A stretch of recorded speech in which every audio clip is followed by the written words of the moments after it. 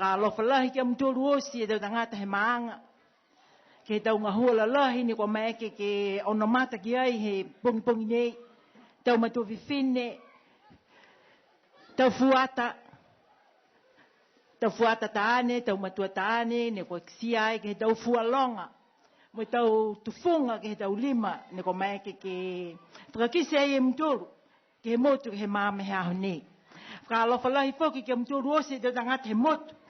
Ni whamahani ke wheoa ke tau tōru ke tau whaianga hau pe nei. Ko mai ke iam tōru ke he hoko mai ke he maanga nei ko ne pata. Mo e kiskisi ai mo e fia au loa ke he halauru tōru a tau whakauka he maame he ahu nei. Whakaue ke tau mina osia. Whakaue ke tau pulotu ke he kehe mai longa. Ko e manatu mai whakatu whono tō whakatu mau ni. E whakatu whono he aho. Ha whakatu whono.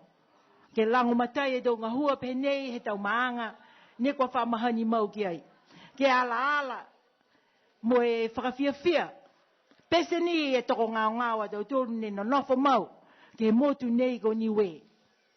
Pehe au, ko tau tōru osi ko e tau toa.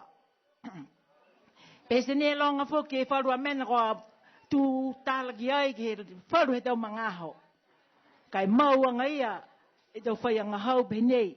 Mau anga i e tau maanga, mo ala he tau maanga, ke he tau mena ke he ni kua fia mo e whakawhikau a lau tōru ki ai.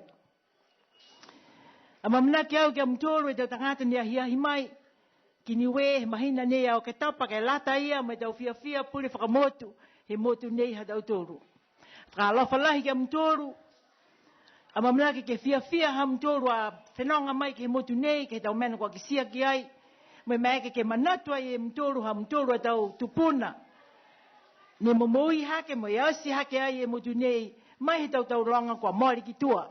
Hoko mai ai ke he mangahala nei, ha nei a mautoru e tau tangata toko fiha net.